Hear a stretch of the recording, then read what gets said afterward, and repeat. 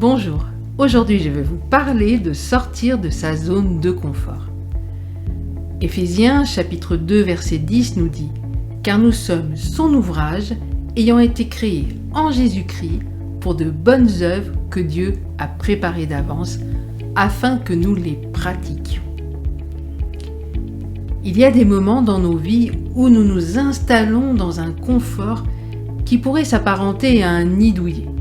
Nous aimons Dieu, nous passons du temps dans sa présence, mais il nous est difficile de sortir de notre confort et de notre quotidien pour entrer dans le pourquoi nous avons été créés par Dieu.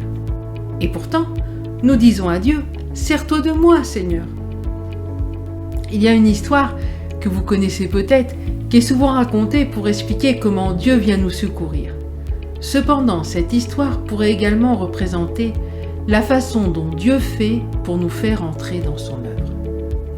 Imaginez un petit peu le décor. Il y a une très forte inondation et une femme dans sa maison voit l'eau monter et monter encore. Elle décide donc de monter à l'étage afin de ne pas se retrouver sous l'eau et de se noyer. Des pompiers arrivent avec un zodiaque et lui disent de monter vite dans le bateau. La femme répond « Non, non, laissez, Dieu va faire quelque chose pour moi. » Ensuite, elle monte sur son toit car l'eau continue de monter. Et là, un hélicoptère arrive et on lui envoie une échelle afin de la sauver. Mais là encore, la femme répond « Non, non, passez votre chemin, Dieu va faire. » Et finalement, elle se noie.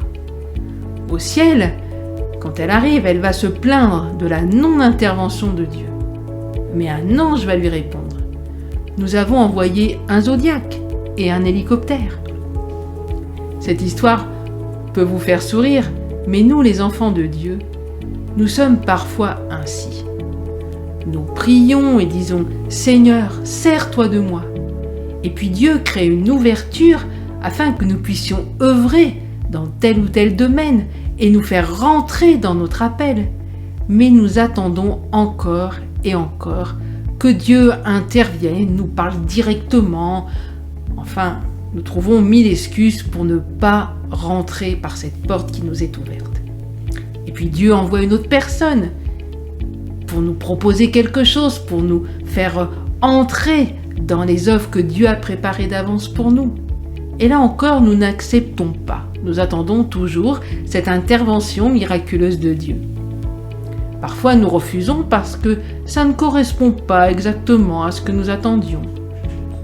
Pourtant, Dieu ouvre des portes parfois qui ne semblent pas grandioses, mais derrière celles-ci se cachent d'autres portes incroyables. Et bien évidemment, si vous ne franchissez pas la première porte qui vous paraît un peu fadoque, eh bien, vous ne pourrez pas atteindre les autres. Alors c'est ainsi que certains enfants de Dieu voient les mois, les années défiler sans entrer pleinement dans ce que Dieu a prévu pour eux. Il va sans dire que nous nous cachons souvent derrière l'intervention de Dieu pour ne pas dire qu'en fait nous n'acceptons pas de sortir de notre zone de confort. Nous avons de nombreux étudiants au centre de formation biblique Z37M qui jour après jour découvrent leur appel et rentrent dans leur appel. Et c'est pour nous une grande joie. Et nous sommes certains que c'est pour le Seigneur une grande joie. La moisson est grande, mais il y a peu d'ouvriers, alors levons-nous.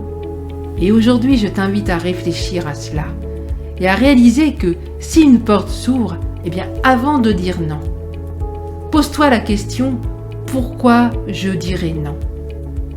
Alors, est-ce que c'est parce que je suis vraiment convaincu que là n'est pas ma place ? Ou est-ce simplement parce que cela ne correspond pas tout à fait à mes attentes ?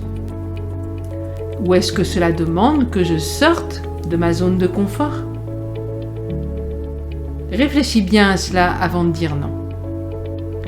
En tout cas, je prie que Dieu te bénisse, qu'il parle à ton cœur et que là où tu es, tu entres enfin dans les bonnes œuvres que Dieu a préparées d'avance pour toi depuis toute éternité. Je te souhaite une excellente journée. Que Dieu te bénisse.